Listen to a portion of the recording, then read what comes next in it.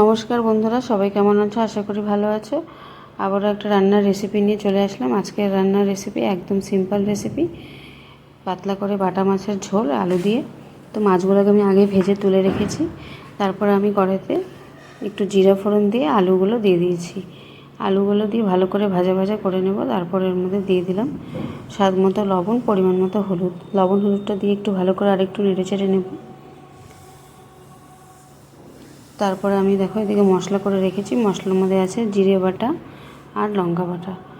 তো মশলাটা দিয়ে এবার ভালো করে কষিয়ে নেব।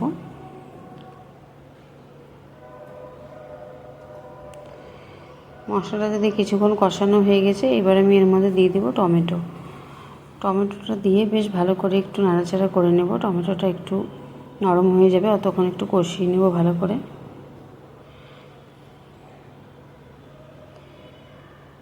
তো দেখো মশলাটা এখন আমার পুরোপুরি ভালো করে কষানো হয়ে গেছে। এবার আমি এর মধ্যে দিয়ে দেবো জল।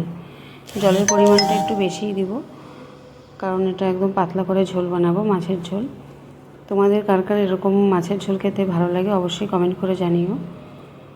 তো দেখো জলটা দিয়ে দিয়েছি, জলটা ভালো করে এবার ফুটে গেছে।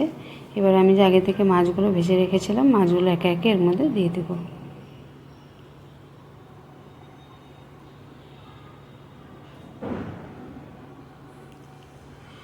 মাছগুলো দিয়ে ভালো করে নাড়াচাড়া করে নিয়েছি, অনেকক্ষণ ফুটিয়ে নিয়েছি ভালো করে। এবার আমি উপর থেকে ধনেপাতা কুচি দিয়ে দিলাম, দিয়ে ব্যাস নামিয়ে নেব। তাহলেই রেডি একদম আলু দিয়ে পাতলা করে বাটা মাছের ঝোল। তোমাদের এরকম রেসিপি ভালো লাগলে অবশ্যই কমেন্ট করে জানিও। আমার তো ভীষণ